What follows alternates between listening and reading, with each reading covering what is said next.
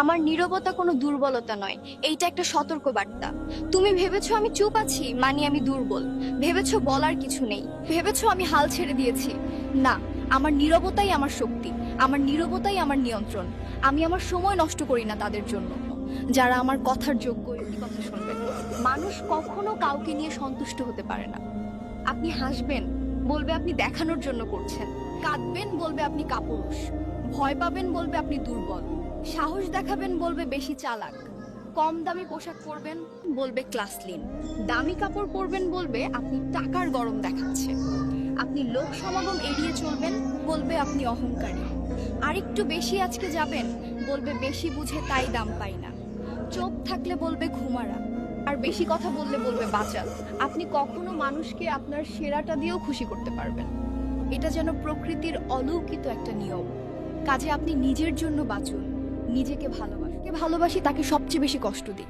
ব্যস্ততা দেখায়, রাগ দেখায়, দূরত্ব দেখায়, তারপর একদিন দেখি যাকে হারাতে চাইনি সেই মানুষটা চুপচাপ হারিয়ে গেছে। মনে রেখো, ভালোবাসা শব্দে নয়, সময়ে প্রমাণ হয়। যে মানুষটা তোমাকে প্রতিদিন খোঁজে, তোমার জন্য চিন্তা করে, তোমাকে একদিন অবহেলা করো না। কারণ পৃথিবীর ভিড়ে সবকিছুই বদল পাওয়া যায়, কিন্তু নিজের মানুষটার বদল কখনো। মানুষের মধ্যে জেদ থাকা ভালো, তবে সেটা অবশ্যই পজিটিভ জেদ হতে হবে।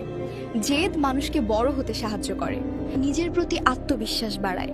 যোগ্যতা নাই বলে কোটাশোটা মানুষ একদিন দেখিয়ে দিতে পারে যোগ্যতা কাকে বলে।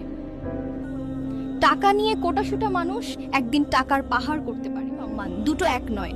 টাকা তো ভিক্ষা করলে পাওয়া যায়, কিন্তু সম্মান এটা কর্ম, ব্যবহার ও চরিত্রের মাধ্যমে অর্জন করতে হয়। সুখ মানুষের জীবনে অহংকারের পরীক্ষা নেই, আর দুঃখ মানুষের ধৈর্যের পরীক্ষা নেয়।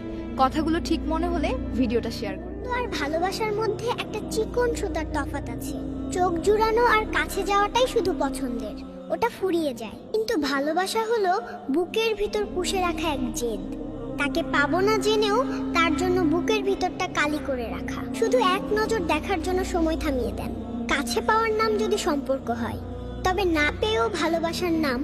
যখন চুপ হয়ে যায় তখন বুঝে নিও সে আর কিছু আপনাকে বোঝাতে চায় না। কারণ বারবার বোঝানোর পরেও কেউ যদি না বুঝতে চায় বা বুঝে, তখন নীরব থাকাটাই সবচেয়ে পরিষ্কার ভাষা। এই নীরবতা আসে অতিরিক্ত বোঝানোর ক্লান্তি থেকে। যাকে বুঝি আপনি ক্লান্ত, তার কাছে এই ভিডিওটা পৌঁছে। যদি কখনো দেখেন কাছের মানুষ দূরে সরে যাচ্ছে, বেইমানি করছে, তাহলে বুঝে নিবেন আল্লাহ আপনাকে দুনিয়ার আসল চিত্র দেখাচ্ছে। কারণ আপনি যেন বুঝতে পারেন স্বার্থের এই দুনিয়াতে আল্লাহ ছাড়া আপনার কেউ নেই। আর যে সুখ আল্লাহকে ভুলিয়ে দেয়, সে সুখের চেয়ে দুঃখ ভালো। আর ভালোবাসার মধ্যে একটা চিকন সুতার তফাৎ আছে। চোখ জুড়ানো আর কাছে যাওয়াটাই শুধু পছন্দ, ওটা ফুরিয়ে যায়। কিন্তু ভালোবাসা হলো বুকের ভিতর পুষে রাখা এক জেদ। তাকে পাবা না জেনেও তার জন্য বুকের ভিতরটা খালি করে রাখা। শুধু এক নজর দেখার জন্য সময় থামিয়ে দেন। কাছে পাওয়ার নাম যদি সম্পর্ক হয়, তবে না পেয়েও ভালোবেসে যাওয়ার নাম সময়। যে রোদকে মানুষ ভালোবাসে, গরমে সে রোদকে মানুষ তিরস্কার করে।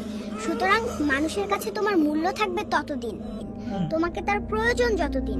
প্রয়োজন শেষ হলে তখন তোমার কথা আর মনে পড়বে না। জরুরি নয়, কিন্তু কারো জন্য জরুরি হওয়াটাই সবচেয়ে বড় সৌন্দর্য।